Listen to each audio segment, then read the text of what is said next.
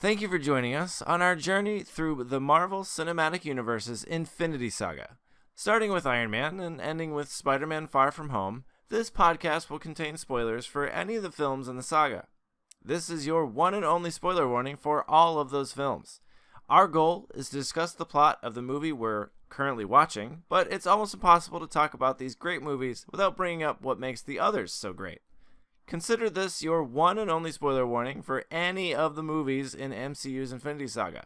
If you have any desire to see those movies, which you should, they're amazing, before hearing of the opinions of two regular Dans in their 30s and 40s, leave now and go watch them. They're great. Then come back here and listen to our take, because we have a lot of great and interesting takes.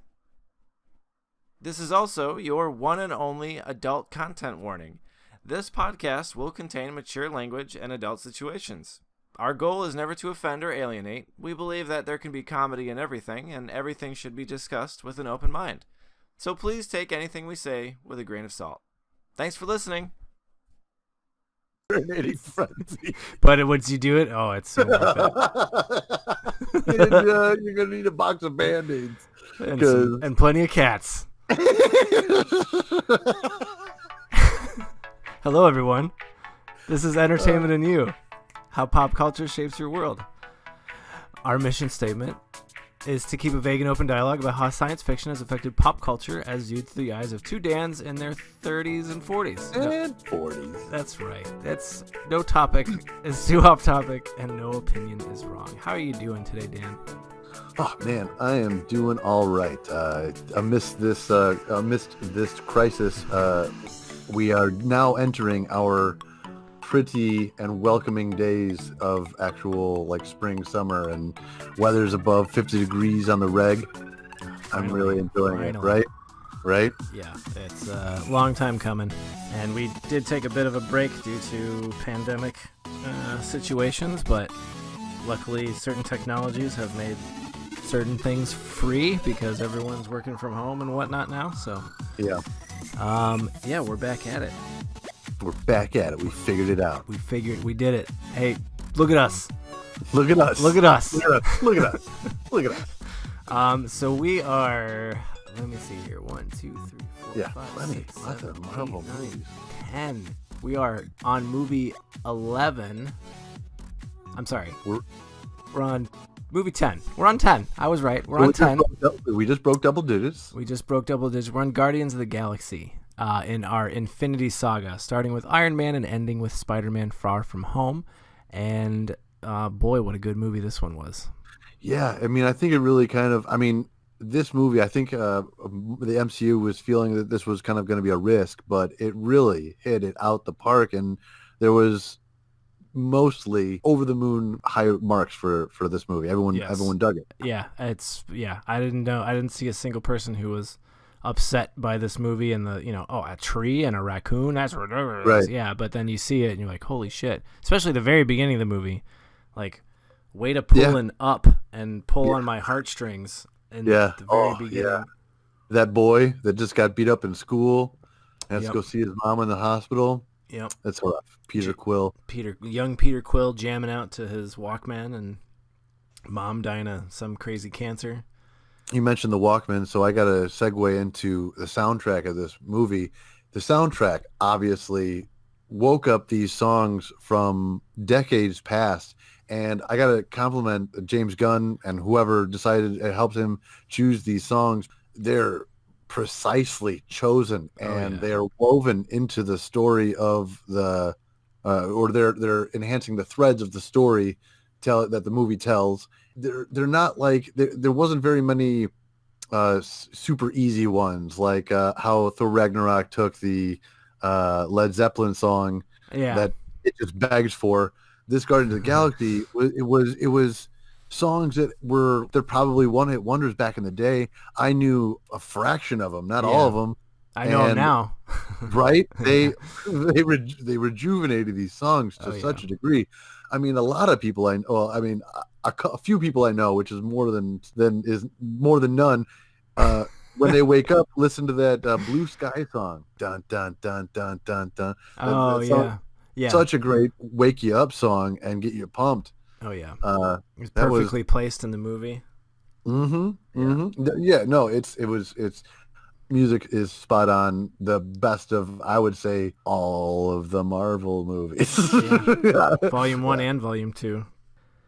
They had a really good intro for the character. I mean, aside from the music, which you don't really get Mhm. a lot of with the kid, but once you segue past, he runs out. He's running away from his feelings, I guess. I don't know why he didn't take his mom's hand when she I was. think he was a scared, like, he didn't want to accept the death or accept that, or maybe what if he felt like, that she looks so sick that she's gross and I can't bring myself to touch her. You know what I Or mean? Like, yeah, it's and I mean, any as myriad of as, things. as an immature feeling, that you have to live with for the rest of your life. Like, I can't believe that was, it could have been anything. You know what I mean? It's something that obviously haunts Peter, Well, it and that's what. definitely shows in his character. He's Yeah, very immature as a person, yeah. raised He was by raised by pirates. Yeah. pirates. Yeah. Oh, that's great. Um, But it's so he leaves. He the gets Ravagers. abducted by the Ravagers in 1981, and it 88. says in 88. 88. Okay, so it was 26 years later. So how old is Quill? Is my question. How old It is he looks like he supposed to was be? probably 10 to 12 So he's probably 30, mid in 30s. 88. Yeah, but he's in the prime fitness of his life. I mean, Yeah, that's for sure. that actor, what's his name? Chris Chris Pratt. Pratt. Hmm. Man, well, From Andy Dwyer to yeah, yeah. Marvel hero Yeah. superstar. Yeah. This movie made me really interested in Chris Pratt, and it's not like his history is I don't think a complicated one, but I mean, like, you might know that he was bartender. He was a waiter at a crab Oh themed restaurant yeah, in yes, Hawaii yeah. when Chong's daughter, who is directing B horror movies, charmed by Chris Pratt and put him some B horror movies, which led to him being in some other shows as B actors, leading to him being dude on Parks and Rec, which skyrocketed him, which led him here. Yeah. So he's really had a lot of luck. So before he had a job in Hawaii, he was a wrestler, not a pro wrestler, but a wrestler throughout high Amateur school, and amateur super wrestling. dedicated to that, which Yeah. is what gives him the ability to manipulate and stick to an exercise regimen, manipulate his body and stick to an exercise regimen. Huh. I think he's got that. Skills Um, he learned at doing extracurricular at high school, wrestling. what's dedication? I can't remember. Can't think of the word. Motivation? Um, yeah, I mean all that determination. There we go. Determination. Yeah, I think he was perfectly cast too for this role. Pratt at the top of his potential is exactly what we want. Not Pratt, the Parks and Rec Oh, character. Andy Dwyer. Yeah, it's Andy basically Dwyer at the top if of his imagination. if a child Andy Dwyer had been kidnapped and raised by space pirates, you'd basically get Peter Quill. Right, Yeah. exactly. Yeah. Exactly. So he's Andy Dwyer. He just has access to a deeper moral compass and a Some large consequences. yeah, and larger consequences and crazy technology and space Which, babes. yeah, right. Which is freaking awesome. I mean, I think that this Peter Quill That's such a dope shot. exemplifies, right? That's taken from A comic. their most famous comic book photo. The picture of him doing the long slow motion jump across the geyser as Mhm. he's escaping from the people wanting the Power Stone or from his initial theft. Yeah, that was a rendition of one of their lead, I think, first comics involved him It's a making that kind great of jump. shot. Really great shot. You know what? Another thing about this movie that really stuck out for me, I love sci-fi and I love cockpit scenes. They do tons of them in Star Wars, but the cockpit scenes that are in Guardians of the Galaxy 1 and 2 are fantastic. I There's some of the really, greatest character development and some of the funniest moments, and yeah, oh yeah, but the way this cockpit, the gravity effects is onto their body, and like when, like in the later parts of this movie, when they're defending the main planet, just the way that they're manipulating their remotes, it seems like they're really pressing PlayStation buttons and expecting, those buttons to make an action. Unlike in Star Wars, they're pressing just the random lights and blah blah blah. It seems like these guys have intuitive, clicky buttons that are. They have joysticks that they know what fire. Yeah, It feels like it has a utility. Yeah. Yeah. It feels very real and believable. That was the great thing about introducing a character on Earth first, and then we flash forward to him dancing like a goofball to some music that he's kept for 20-something years. Right. And then it's like a slow crowbar for us to accept that we're in space now. Yeah, exactly. So we're in space now, but we're following a character that we could definitely relate to. Understand. Relate. Yeah. So then, you smash cut to him. Oh, okay. So he's a thief. All right. So now we're setting the tone, and then he's a bit of a playboy as well. Right. In the cockpit scene, he's like, honestly, I forgot you were here. Yeah. He's like, she's like, Barit. Barit. Yeah. I forgot you were here. Yeah. So we get. He personifies what a lot of people loved about Kirk in Star Trek. Oh.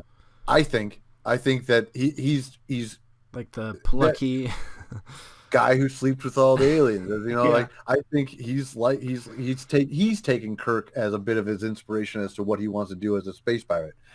That's what I'm guessing personally. I mean, I think that's just obviously James T. Kirk and William Shatner. For some reason, that nostalgia kept Kirk having to appear in Star Trek. They fucking couldn't tell a story without it being related to Kirk or an Enterprise or an older Enterprise or an older cast member. I'm just saying it's there's something about him the which formula I think works. which I would surmise is likely the most base instinct, which is this guy being a successful playboy and a guy that has a lot of potential. He has a lot of power because he's got this spaceship and a crew. Kirk was, I don't know, I would say a different category. This is about exploration. Star Trek is about exploration. This Marvel universe is definitely more of a personal thing. There's no Star Trek lore or rules about encounters or anything. There doesn't, that, right? From what I've noticed, there doesn't seem to be any sort of comic that focuses on like exploration or anything like that. No, I mean, it's a comic book. It's no. meant to entertain, Exactly. so you're going to have, But I'm just saying that as it took far a as piece of that Kirk. Yeah, and it plays really, really well. Pratt is fantastic. Yeah, I love when they're flying away in the very beginning and he's laughing at them. He's like, ha ha ha, ha ha ha ha. He like leans and laughs harder. Yeah. It's so good. His immaturity plays so great into Peter Quill. And it's definitely a character aspect that I never want him to lose. No. He shows off his resourcefulness too. I mean, plucky. Yeah. Don't call it plucky. Don't call us plucky. We don't know what it means. Yeah. He succumbs to Zoe Saldana. My goodness, what's her name? Thanos' daughter. Nebula. Not Nebula. No, it's the other one. Gamora. Thank you. He succumbs easily after falling out of the deal to sell whatever that stone was that he stole to that weird guy with the eyebrows. Yeah. He succumbs very easily to her just eating a piece of fruit, looking, leaning up against the wall, looking at him. Right. Charming him and everything. And he quickly finds out that she's got a little more heat under the... Yeah. Quickly dispatches him and then the chase with Rocket and everything. Introducing them to Rocket and Groot, Vin Diesel, I got to give this guy props. And Bradley his Cooper. voice is perfect for it. And Bradley Cooper. Again, same. I think both are doing... Both unknown when I watched them at the time, too. I had no idea. I mean, I maybe thought Vin Diesel when I heard it, but there's a couple of lines where they modulate his voice. Yeah. So it was hard to pick it up right away. But, quick Stanley cameo number 10 was earlier in this when Bradley Cooper, as Rocket, calls him out for perving on a yeah. Which is pretty funny.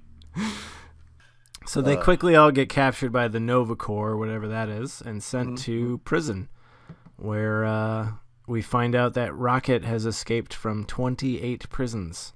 Yeah. He's a smaller guy, a smaller rodent. I imagine he'd probably be harder to contain. You sure we can get out of here? Oh yeah, We're getting out of here. It's like, no hesitation on the confidence. Yeah, Bradley Cooper really does. Man, I've opined about Chris Pratt, not Pine, but I'll opine about Bradley Cooper, man. That guy is next level. Man, does that guy accomplished. Man, is that guy talented. Oh, you mean just in life? Yeah. Oh, yeah. Yeah. Yeah. I mean, he knows many languages. He can sing like crazy. Right? Yeah. I mean, he's just, and he's just everywhere. From his humble beginnings on Wet Hot American Summer, where he is now. Yeah, it's just ridiculous. Yeah, but he was definitely a good pick, along with, Vin Diesel's not doing much other than just his voice, but they were both great picks for the characters that they are. I mean, Vin Diesel, you gotta be honest, is known for having a deep, gravelly voice, which goes so well with Groot. So it's a person who knows how to act and emote, and he does it well. I mean, with the 3 words of dialect, he has "we are Groot" later on. Yeah. So he does change it up with a 4th word. No, actually, it would be 5th because he has "we are Groot." So "we" and "are" different words. He has a lexicon of 5 words so far that we've heard, I think, that we know of. I don't think he says anything else in 2, in Guardians of the Galaxy 2. Nope, just "I am Groot," and he says it really adorably because he's tiny. He's tiny Groot. So we have they get to the prison, and which one of my favorite parts was that all the prisoners sleep in like cuddle piles. Yeah, I don't know if you if you noticed that. But yeah, before Gamora sneaks away, or I forget, somebody sneaks away to get something. I think it was Gamora, and Peter follows her, and that's when Gamora is getting abducted so that the rest of the prisoners can kill her. That's right. Peter shows concern. And that's when we're introduced to one of my favorite wrestlers turned actors, because there are more than one of them now, Batista. Dave Batista. Yeah, he did such a great job as Drax. Well, So I definitely think that James Gunn and the MCU and Dave Bautista created a new Drax, which is not even uncommon from Marvel Comics. Like Marvel Comics, I believe, They recreated Drax a bunch all the and time. it's because his character motivations have always been somewhat weak, which they carried on in this MCU version. His motivations was to kill the accuser, but then ultimately Thanos, again, it was ultimately that guy, and his potential to do so, all he needs is getting at him. No, Drax can never, ever, given the opportunity, he will try and die right away. Yeah. His species is literal. Metaphors go right over their heads. Nothing goes over my head. My reflexes are too fast. I would catch it. In the comics, his story is pretty crazy. I believe he's a human from like Utah. What? And and some, I think it's something that Thanos might have done, or it might have, I think it's something that Thanos did, and Drax swore that he'd do anything to kill Thanos, and then a cosmic being said, "Oh, really? I will give you the power to do so." Wow. And so gave him some powers, some enhanced strength, some blah, blah, blah. I don't know all of his powers. I think it was literally like enhanced strength and like not very much, but some. Yeah. Maybe he's like Captain America, maybe. You know what I mean? Maybe. Yeah. And that's it. What an asshole omniscient being. Here you go. I'll give you some powers. See what you can do. Fuck you, man. Give me enough power to see what I can do. Right? That guy just wanted to have some fun, play with some people's lives. But I just love the way that Batista was. I don't know if they directed him that way or if that was his choice, but his just absolute deadpan all the time. Everything's literal. Why would I run my finger across his throat? No, man. It's a symbol. It means to kill him. He's playing like the third comic relief in the movie, which is great because it is like action comedy. Yeah, and it does a fine job. Yeah, you're constantly back and forth between a tense moment quickly de-escalated by a funny quip, or, some kind of dramatic moment, like when they're about to dance, Peter puts the headphones on Gamora and I'm skipping ahead here, and they're dancing and you think he's going to kiss her, and then she grabs him by the neck and puts a blade up there. He's like, what the hell? Yeah, that's great. Yeah, it's like right when you start to get sick of the serious, they're like, okay, here's some jokes. Right? So in Wikipedia, the original Drax's powers, ready? Okay. Drax's initial incarnation's powers included superhuman strength, stamina, and resistance to physical injury, as well as the ability to project, and this is where it gets cool, concussive blasts of cosmic energy from his hands. He could also travel at high speeds in outer space and hyperspace without air, food, or water.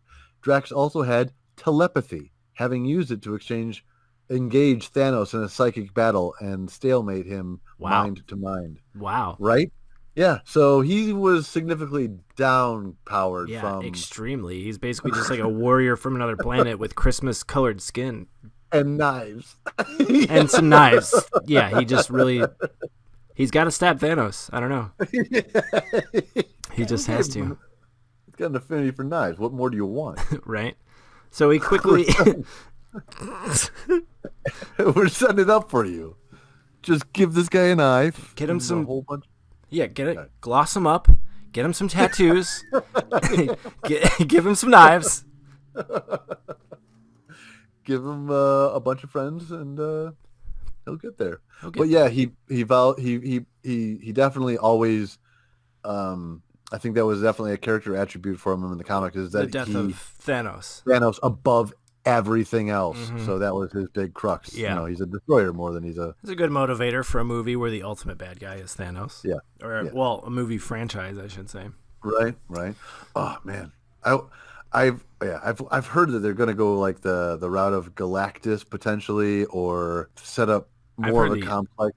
I've seen the Spider-Man made me think elementals. What? Because the end. I mean, we're getting way ahead here, but the end credits. The second end credits of Spider-Man Far From Home is the Kree couple driving back, and she tells the male Kree to call Fury, who's on whatever. But that conversation, her convincing him to call Fury, she says, how are we supposed to know that these elementals were fake? How are we supposed to know? Something along those lines. But she basically says it was all, we all knew at the end it was all holograms. She's like, how are we supposed to know it was fake? So that made me think, are they actually saying that these people were there to check out a credible possible threat of the elementals? So I think it might be interesting, but we'll find out. I don't think so. I think when Black Widow comes out, we'll get some more info on what they're going to go with. I think that my vote is it's going to be, I mean, I don't know much about the Eternals. It's actually something that I've never really got into as a kid or oversaw as of my brother's comic book collection, but Eternals wasn't a thing that I had heard about, but I know that we know that Marvel is moving in that direction, and the thing that they called Fury to, it was about, since Fury was in space, that is because he's working on outside of Earth component of S.H.I.E.L.D. called SWORD. Which, the space program or whatever. Right, which I thought that is going to take us to Eternals, because I think that Eternals also have I think that they have they live on the moon or some moon of Jupiter or some crap like that. They live somewhere else as well as being hidden amongst all of humanity, like if they're a descendant of an Eternal or something like that. I think the Eternal issue starts becoming a big deal in Marvel Comics, because people start awakening as Eternals and realizing that they have been an Eternal all their life, and they go on to do their superhero stuff, and people are just suddenly waking up and realizing that they have superhero powers. That's kind of cool. It's like the mutant thing. Finding out you're a mutant with powers. Right, which, now MCU has the rights, Disney has the rights to everything, so they can do whatever they want. And I hope that they take their time. They learned that their lesson from not taking their time doesn't work with Star Wars. So let's write some good shit before we release it. Well, hopefully they don't pull a They don't pull a Star Wars. Star Wars. Yeah, hopefully. Fingers crossed, man. That's all we can hope for. Yeah, right? That was so bad. Imagine if Mandalorian, this is way off topic, but imagine if Mandalorian came out before the prequels. Okay. First of all, I think it would have been taken amazingly well. If it came out before the prequels or the sequels? Correct. No. Oh, sorry, you're right. Sorry, the sequels. Okay. I'm sorry, you're right. Gotcha. So instead of focusing on Force Awakens, they went and focused on a TV show. Small story. Yeah.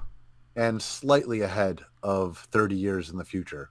And just a small story about how one Mandalorian after the Siege of Mandalore is dealing with life. That would be awesome. I think it would have been received super well, not a movie, and given Disney a lot of time to set up 7, 8, 9, find out what people are digging in The Mandalorian. You know what I mean? I'm just saying. Well, they wouldn't have been able to release it, though. They didn't have a streaming platform then.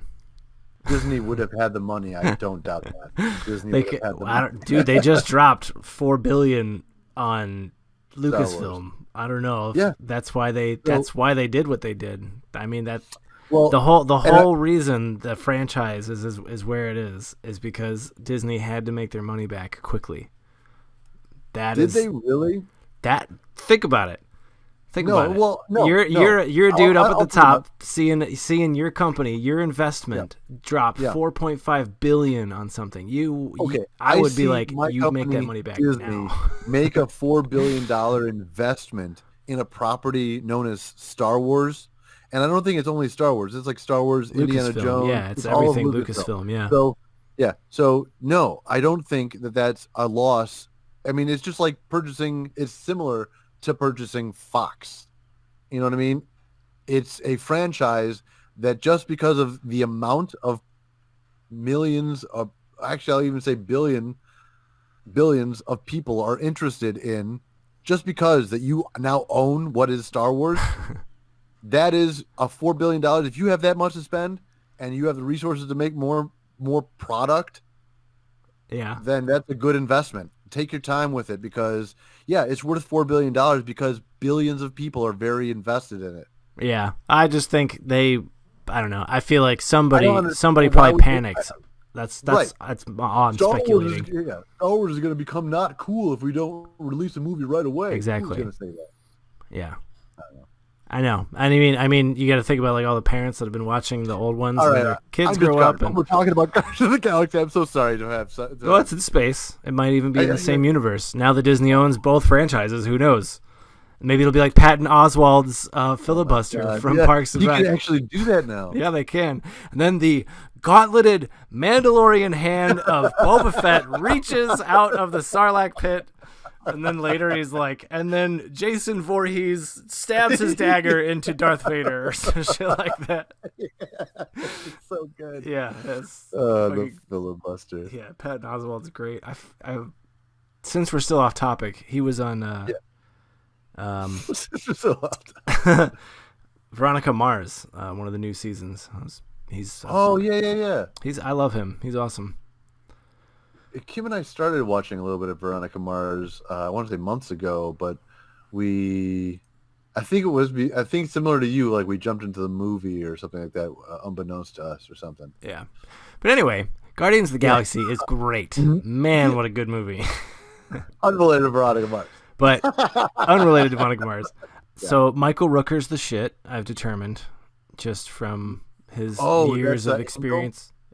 He's I just guessed that. Yeah. Yeah. That's in the comics he's known as Angel. Oh. Well, there was a character. No. Maybe I'm sorry. I take that back. You can't. I think you can't. I'm not editing that out. That's there. All right. I'll Wikipedia it now. Yeah, he was a comic book character in comics. There was a blue-skinned guy with a giant red mohawk.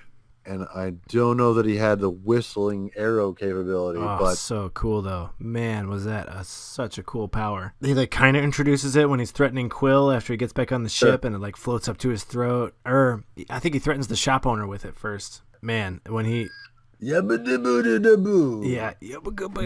And the other guy just kept breaking. He couldn't hold a straight face when he was trying to. He was like, how much for all these bubbles? I want to set them up my ship. Yeah. Are you serious? He's completely serious. And then they have a shot later where they show all the baubles he has lying up in a row on his ship. As he's fighting, as he's flying, yeah. He flicks one of them. You better not double cross me. But yeah, you can see some more ingenuity and resourcefulness in Quill when they get to Nowhere. Specifically after you hear what the MacGuffin of the movie is, an Infinity Stone, and you finally find out what Infinity Stones are and what they do. Benicio del Toro's glorious shaking hands explanation of Benicio. Yes, it was fantastic. Such a great introduction. Yeah. Way over the top. Power Stone. So over the. That's fine. It was so over the top. Rocket makes fun of him immediately after. Yeah. It was over the top, and they CGI'd that rocket to emphasize. I know, it was so good. That's very interesting and everything. Yeah, so good. But the scene I was specifically thinking of was when when they're leaving. Drax plays the dumb card and calls whatever the accuser. Ronan the Accuser. Thank you. They call Ronan the Accuser. I mean, it was a month I watched it, so it's not as fresh. He shows up. But I know you got notes and everything, but whatever. I do. I mean, I didn't write his name down. Oh, I did. Actually, it's right here. Oh my God, I'm good. Okay. So anyway. The resourcefulness of Quill is when him and Rocket are flying away in those little construction bots or those little construction whatever they are, those rovers, those flying things. Yeah. And he's like, these things are basically indestructible. They're industrial grade, blah, blah, blah. He's like, you can't. Right. Yeah, we can't. We don't have any guns, blah, blah, blah. He's like, that's not what I'm saying. And then segue to Rocket flying through everyone. Oh, man. Yeah. It was that was really cool. And even the bar scene when they go to wait for the Collector, they go to that gambling pit and they're first having fun, they're drinking, and they're all cuddly wuddly. That's a great call on his resourcefulness. That is absolutely a great quality of Peter Quill. Oh, I know, it's so awesome. That's what I'm saying. That's what makes me that's what I think makes him so appealing to such a broad audience.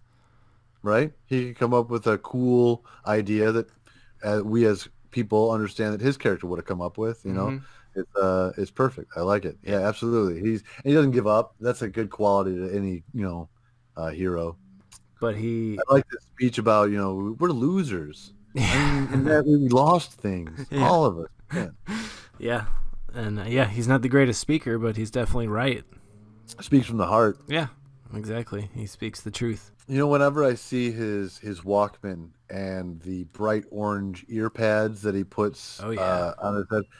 It always makes me think of, I guess I'm talking to my age, but if you ever had earphones that had that kind of styrofoam ear protector, they disintegrate within years. And so not in space. Maybe not in space. That's a great point. Okay. Maybe feel better. Yeah. They have some shit against that. It's all the gravity. It just deteriorates that foam, that special foam. It's the color and the gravity. Yeah. Probably. All right, I buy it. I do like the Gamora Peter Quill chemistry too. I didn't think that they would be able to do it. The lady who plays Gamora, Zoe Saldana. Yeah. She previously played the Avatar. She not immediately previously, but she's also played the Avatar, the lady, the blue Na'vi in Avatar, and she was great at that. But we know that her whole face was CGI enhanced, and so when I was watching this, it was interesting because her face is totally covered in this green makeup, and it enhances like bone structure.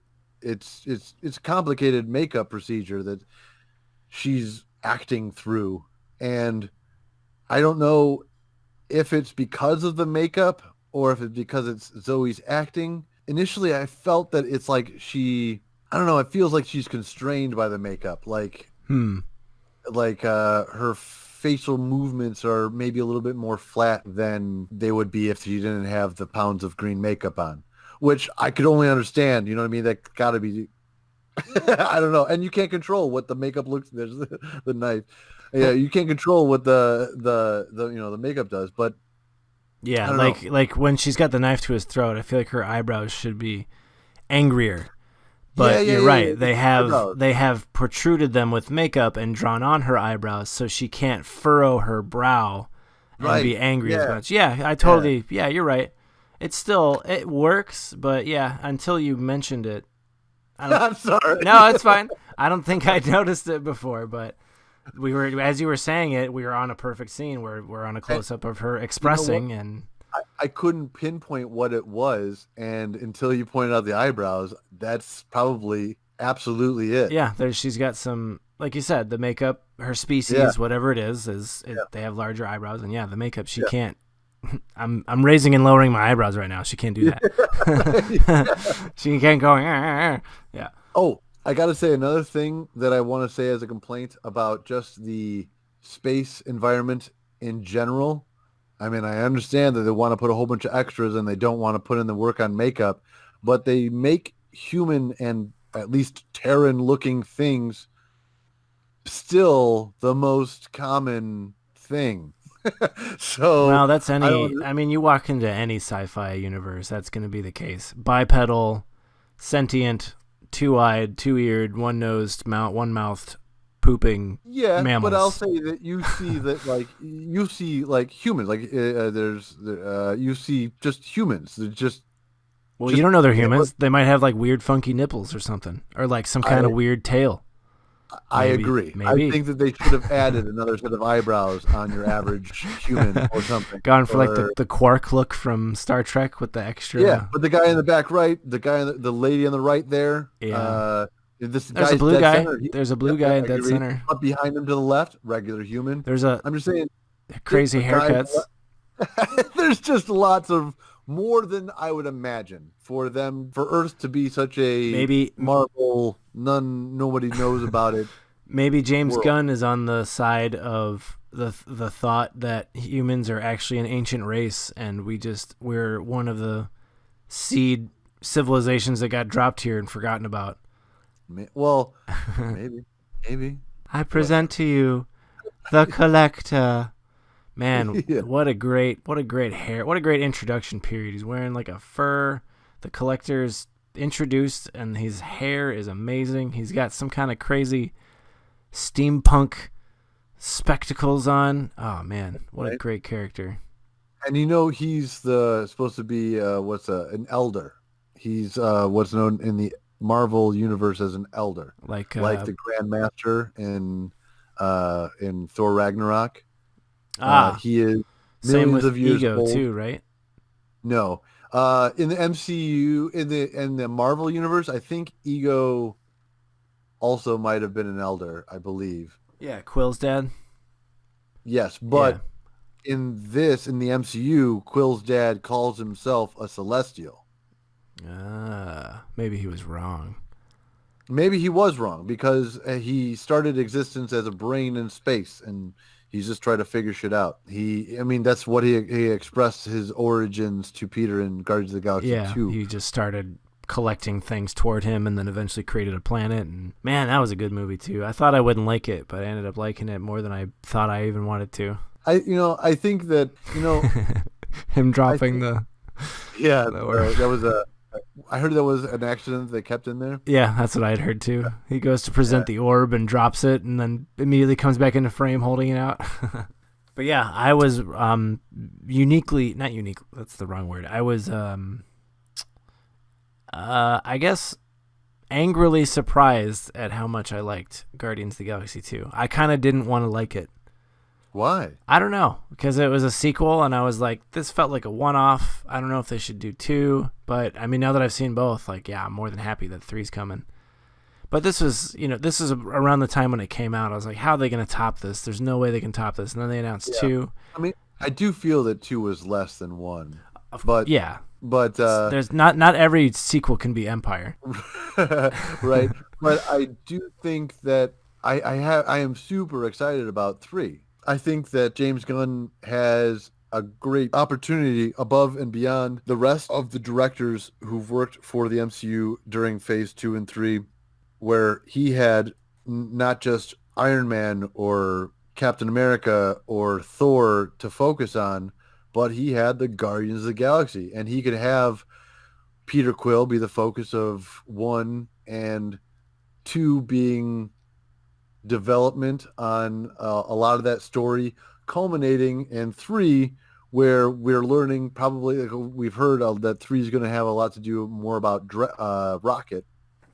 Oh, cool. And, I didn't know that. Right? But isn't that exactly what you want? Yeah. Not a story related to the MCU big plot, but something that is related to the Guardians of the Galaxy, which is what a 3rd movie of Guardians of the Galaxy should be. Yes. And investing and growing the character of Rocket, who we've grown to love not only through Guardians of the Galaxy 1 and 2, but in Avengers Infinity War and Endgame. Yeah, I know. Oh my God. He was so good. He was clutch. He was... And the emotional response he had when he came back, like, oh man, held fucking Nebula's hand. Yeah, man. Yeah, it's I think a great and the best way they could have taken the 3rd movie. And I mean, I've also heard that they're going to try to introduce Adam Warlock, which I don't know. That seems... I have looked up Adam Warlock, I want to say at least 3 times on Google, and I still don't understand the character. Well, yeah, I don't understand Squirrel Girl, so you're fine. Maybe they'll eventually introduce her. Squirrel Girl are a one-off. I think what Squirrel Girl's, the main aspect about her is that obviously her power of being able to talk to squirrels doesn't seem like an amazing power at all. I think she also has like enhanced reflexes and speed, so like she's fast. Like a squirrel. Like, yeah. She's quick like a squirrel. But she's pit against like Galactus and Thanos. And, yeah, I know. She beats everybody. She's unbeatable, which is because of her adorableness is like maybe what ultimately always saves her. It's great. It's great. And it's like a Deadpool. It's like a fourth wall break. Man, the CGI on Peter Quill's dead, just decomposing space corpse. Ugh, yeah. His eyes look like, dude, you're not coming. Yeah. I'm like closing my eyes and wiping them right now because they're watering. They look you see his, dead. I'm just suffering from the existence of nothing around me. I love how they did the space here. They floated them underwater and like CGI'd out the water, so they look like they're floating. I mean, that's my guess. I didn't see any extra scene, but that's what it looks like. Yeah. And then when the swirl of particles that pulled them towards the ship, the tractor beam, if you will, which I love the way they conceived it. They could have gone with the Star Trek just beam of blue light that somehow just moves them. But no, they didn't. They did the extra mile and made like a swirly tornado of particles. Yeah. Which, if you're rescuing a being that's alive, that may be a way for you to deliver oxygen to them for what little it might be worth it while they're transporting towards the ship where they can give them more oxygen. But I'm just saying, I really liked that they put that extra thought. Yeah.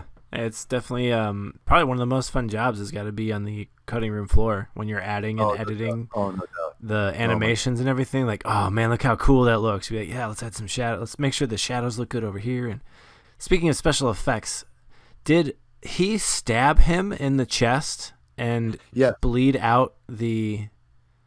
What did he do? So Drax obviously called the accuser, got his ass kicked and thrown into a puddle of yellow stuff, and Groot pulls him out. And what does he do? He stabs him with his finger? Is that?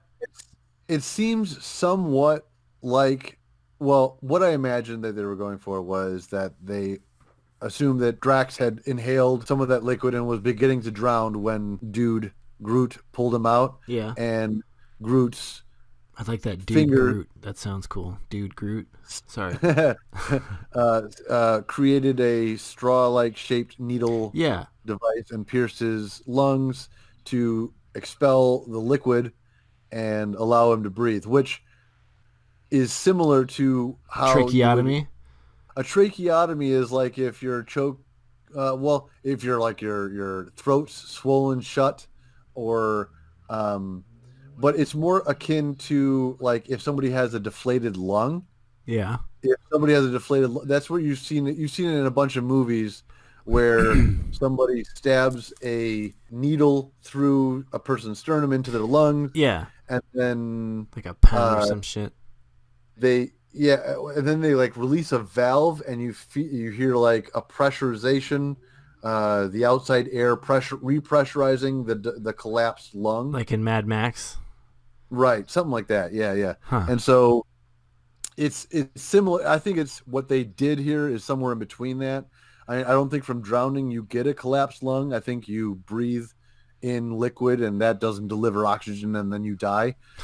And so Drax must have inhaled some of that yellow liquid, and his straw stabby tool just let that liquid get out so he could breathe again. Yeah, I was like, because he doesn't blow on it, and the stuff just comes out of his face.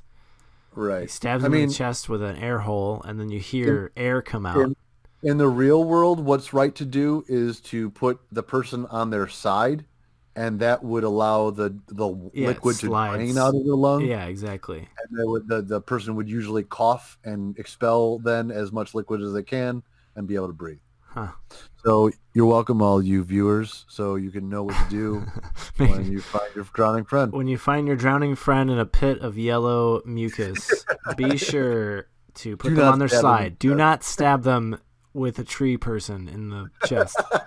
Yeah. Put them on their side. Yes.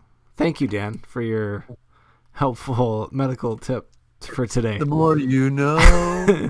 we need to get like a fun audio cue right there. No, like, thanks, Dan, for that helpful, healthy tip. And then you gotta say your catchphrase or whatever. You could add that in. We can. I will. You can. And I will. Awesome. So he gets his ass kicked. The accuser gets away with the MacGuffin. I mean, the orb. Right. And immediately goes and defies Thanos. Oh, did I skip ahead? No, that's fine. You're good. We're on a good scene. Yeah, right. They're now. Yeah.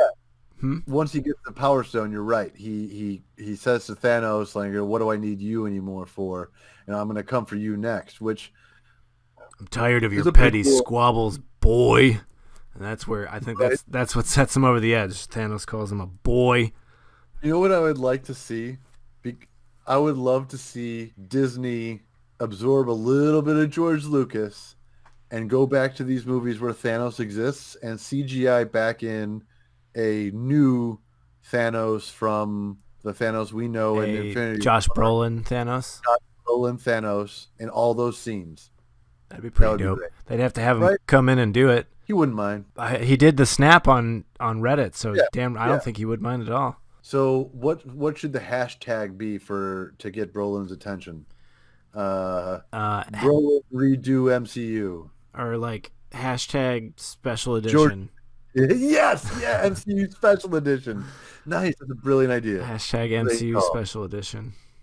Right, with Brolin and that's it. Redone. Like that's all they do. And well, maybe get Agent Smith to come back for. Right. Just do the voice. He doesn't have to do the. We already have a great ghostly ghouling CGI guy. Yeah. Just do the voice. Just do the voice. Well, the dude who did the voice was good. Yeah, he really was. I thought it was Hugo Weaving. That's who I was thinking of. Hugo Weaving. Yeah, Hugo Weaving is Red Skull. So good. Yeah, he did it really good. And it's sad that he didn't like the part or the makeup. I feel like it was probably more the makeup, but I bet you nowadays, and especially after Cats technology, the CGI monstrosity of Cats. Oh, God. But the whole idea behind that is they don't have to apply physical makeup to people. Yeah. And if they do enough dot rendering to points on a person's acting skill, then they can apply makeup digitally and move it to the actor's facial movements. Yeah. And I mean, that's what Cats is. is, I think, a test out of basically it's having computers do the job of makeup artists in Hollywood now. I heard that by the end of Endgame, Robert Downey Jr. could basically wear whatever clothes he wanted, and half the actors could wear just plain Jane clothes. Yep. Because they would just CGI everything out and CGI everything on them. That's what I'm saying. Yeah. Is that they've gotten so good at it that Brolin probably only needs to voice it at this point. I mean, I'm just saying. Have you seen somebody posted the movie poster of Endgame, but it was without the CGI. It was all of them like either covered in dots or wearing stupid silly suits or makeup, and there was like guys with green suits behind them like holding them up. Oh man, it was a great picture. Man, I'm way behind on my notes. So the final battle, speaking of unique and cool directions with like the space technology, you were talking about the tractor beam before. I like the ship, the Accuser's ship. When he's coming into orbit, they show it like the individual pieces and columns on the ship itself rotating. That drove my curiosity wild. Like what? How the fuck are you inside that? Not rotating. Yeah, but why? Why rotate when you're entering an atmosphere? Yeah, I was assuming maybe heat displacement, but yeah, maybe. I don't know. I think that something I noticed later in.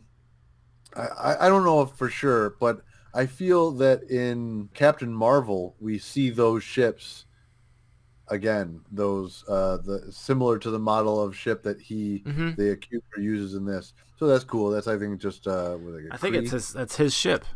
That's because it's the bigger one. Yeah. Oh yeah, it's true. Standard large cruiser. Yeah. I think, and I think you see other standard large cruisers in Captain Marvel later, which is a cool little addition. I just like it, but I still don't understand.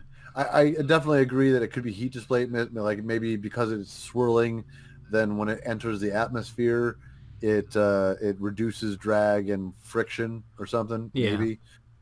But I don't know why a swirl. Yeah. But man, how awesome is that last ending space battle? It reminded me of I don't know if you played Star Fox 64 back in the day. Yeah, absolutely. Yeah. Yeah, the Nova Corps ships definitely look like that too. Mm-hmm. Yeah. He's like, well, I don't know, man, it's Peter Quill, and he says, and I quote, "I'm not that much of a dick." She's like, "Do you believe him?" "Well, I don't think anybody can be that much of a dick, ma'am." She's like, "No, about him rescuing us." Yeah, and then when he shows up later, he looks at Gamora, he's like, "They got my dick message." Yeah, that was so good. Oh god! But he, from leaving Earth in 1988, wouldn't know how much of a scarring thing a dick message was. No, he wouldn't. He'd have no idea. Yondu showing off his arrow. Oh yeah, to the whatever those things are. The fleet of the faceless minions. It's amazing how often they go with the faceless alien. Well, so you don't feel bad. Oh, all these guys are drug dealers? Oh, okay. Well, then, yeah, kill them all. Yeah. Oh, all these guys are bad aliens? Oh, yeah. They don't have families. Yeah. And all of them are just standing in place while this guy with this arrow just mauls through them all. Yep. As soon as it went through the first person, I'd be like, trigger pulled. Yeah, yeah, right, exactly. Yeah. There's another scene when at the very beginning when they're busting out of the prison and he's like, "All right, everyone fire," and then the one guy fires a rocket. And he's like, "Okay, now fire again," and then another guy fires a rocket. And then by the time the glass is about to break, he's like, "All fire on my command." And then instead of him saying fire, he says 1, 2. It's like, you guys. When you get all these steps in suspense class. Yeah, I mean, like, if supervillains were real and in reality, they would be so much better and probably are. If they are real and they do exist, I don't know about them because they're that good at their jobs. Yeah, right, exactly. 1. You don't, like, No. Exactly. No. On my command. 1. Yeah. Let's just say fire, dude. Yeah, it reminds me of The Incredibles when Mr. Incredible starts getting Jason Lee, I think is the actor's name, who plays Bucky or Buddy. He gets him monologuing, and he's like, "You caught me monologuing, you sly dog!" And then he pushes the button and screws him over. Yeah, Jason Lee, man, his voice is something else, and I wish he had more potential to do more voiceovers. He has done his voice in a lot of things. Oh yeah, it's just gold. That scene when he gets on the ship, and I forget what's the black guy's name with the cool stuff on the sides of his head. I know he's like a official character. Yeah, that's a good question. Well, either way, he didn't know who Star-Lord was at the beginning of the movie, and by the end of the movie, he's like, "Star-Lord?" And Star-Lord goes, "Finally." And then he starts kicking his ass immediately. Finally. Right? Yeah, now I'm going to make my impression. You know who I am now? Cool. Yep. Now I'm going to kick your ass. You can tell everyone about it, but then he doesn't get to tell anybody because Drax rips the... Oh, yeah. With the circuitry from his head. With one hand. Which we see this character previously, again, in Captain Marvel. Yep. In Captain Marvel, he's on the squad of Harold Danvers. Her boss's squad. Right. Yeah. And we gotta assume I'm not sure if that means that his character ends up working for Ronan the Accuser and leaves the Kree. Yeah. I'm sorry, leaves the Kree. The Kree, yeah. Yeah, that's what Captain Marvel says that she is, right? I don't know. We'll have to get there because I honestly don't remember. I only watched it once. You're right. Yeah, it's I forget who are the bad guys and who are the good guys. It's not black and white like the 80s. We can't just have bad Germans or bad Russians and good Americans and good Canadians. Canadians? Good versus evil. Red versus blue. Digimon Hanzo plays Korath. I love Digimon. So much cooler than Pokemon. Digimon! And I'm just going to look up to see if... Digimon, digital monsters, Digimon are the champions. I can't believe I remember that. Yeah, he gets his ass kicked. Drax rips that shit right out of his freaking face. What's his name? Something? Digimon Hanzo. Hounnsou. Oof, yeah, he gets... Yeah, ouch. Definitely hurts. Right? His brain's like sparking and stuff as he falls down. Yeah, it's pretty brutal.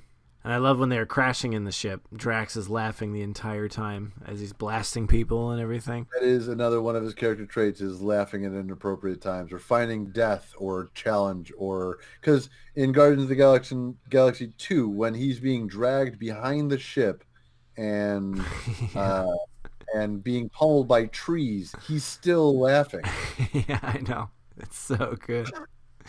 Okay, I looked up Digimon Hanzo in Captain Marvel, and he does indeed play the same named character, Korath. Yep. So that's interesting. Yeah. That's nice. Yes, that's nice. I like that. So, and that's in Captain nice. Marvel, Korath, before he's had his cybernetic enhancements of having brain circuitry and inserted in his skull.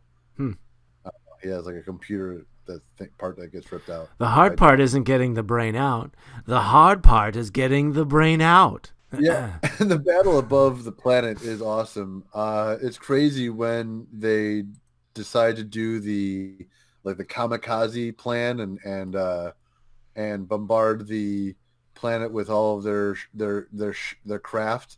And then the Guardians of the Galaxy direct the Nova Corps, what's remaining of the Nova Corps, and the Ravagers who came in to protect the people and shoot them before they hit the ground. Basically act as anti-air, yeah.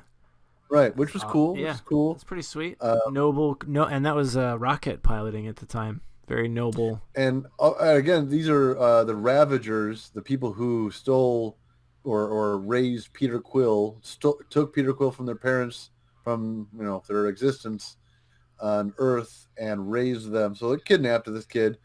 Actually, and we learn later that they were hired to take this kid, but decided to not deliver to the guy. Yep. They wanted to eat him. Those boys, they wanted to eat you. Never had no tear before.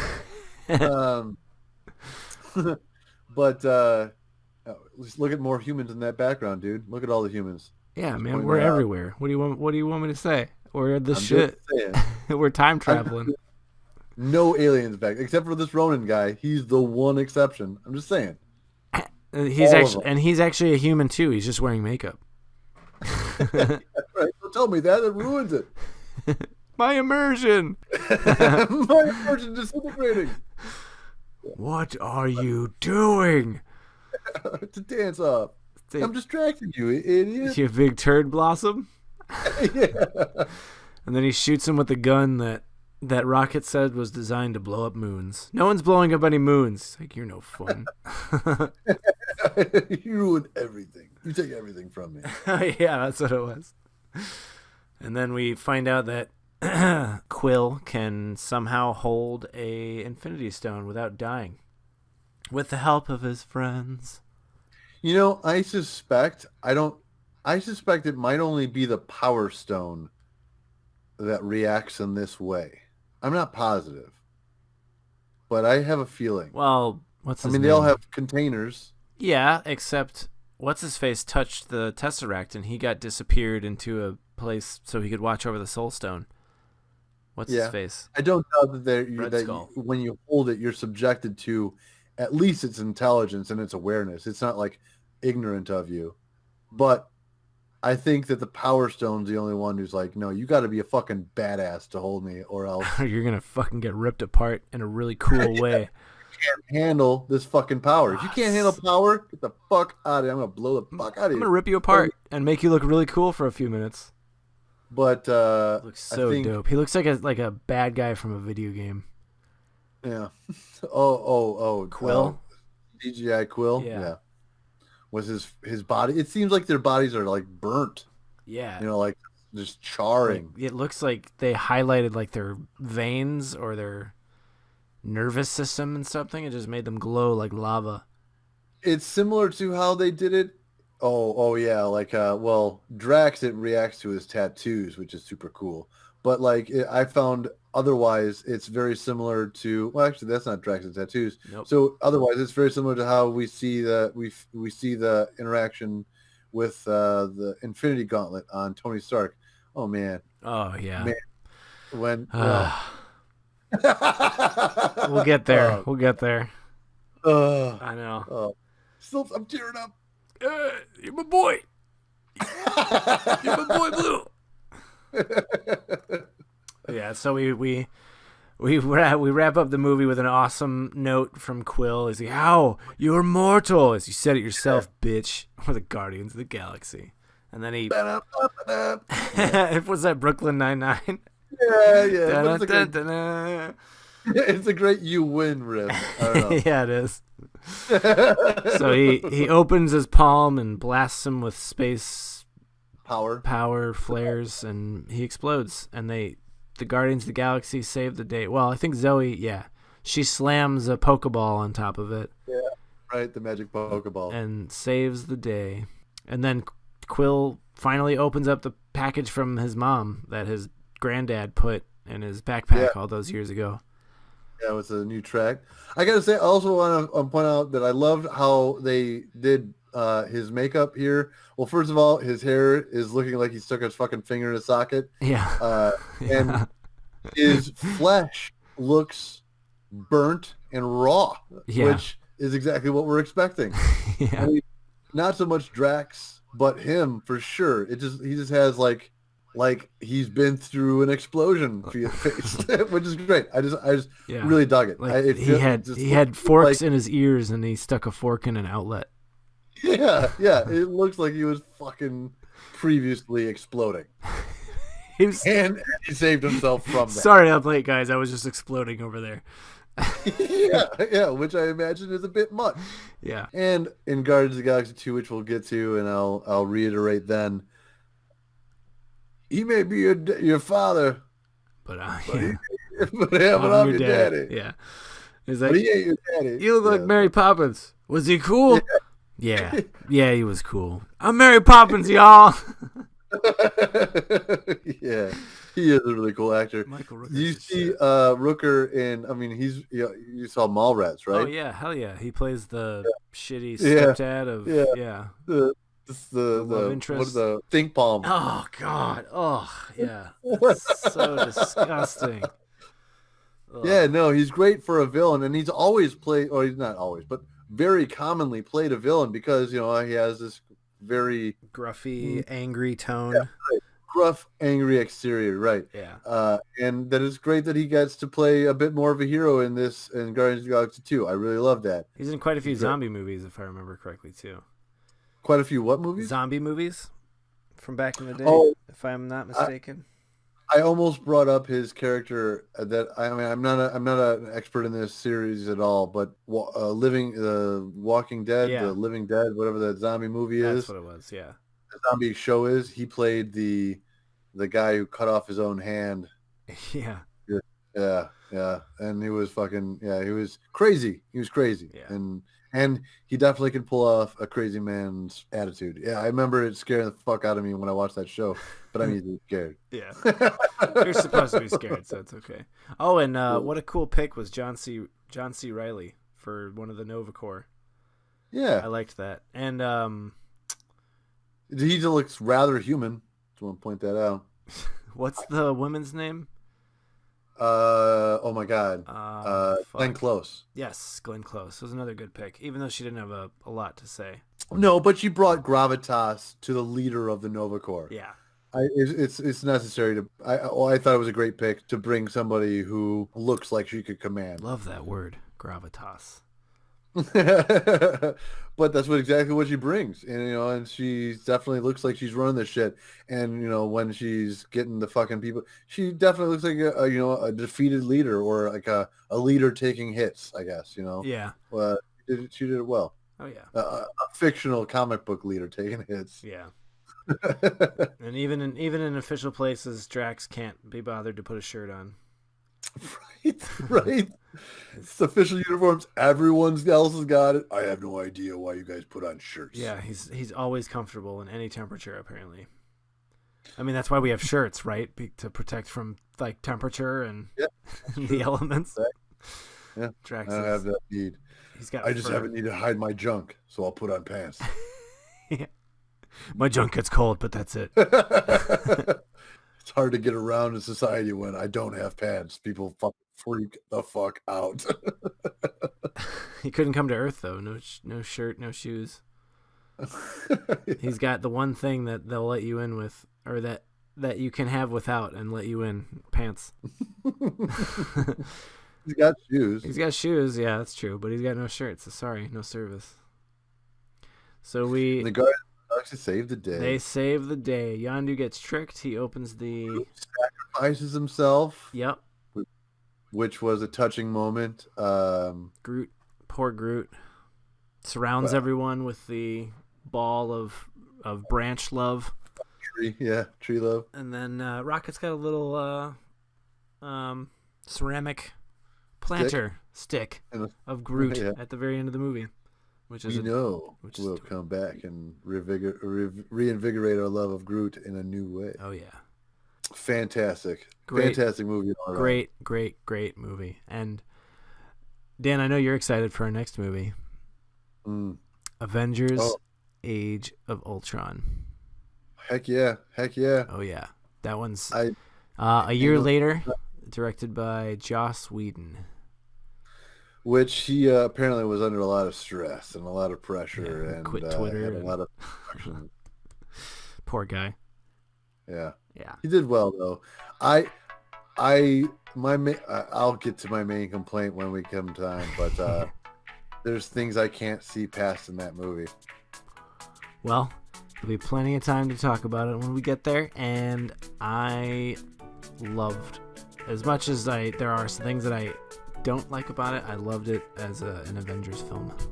Absolutely, I agree. There's so much that I do like about it, but there's something I can't see past, and I'll leave that at 3 and 2 there. Yeah, we'll leave it at that. Well, yeah. So thank you for listening. If you stuck around this long, I'm Dan S. as in science. And I'm Dan, F as in fictional. Oh, yeah, get that ASMR.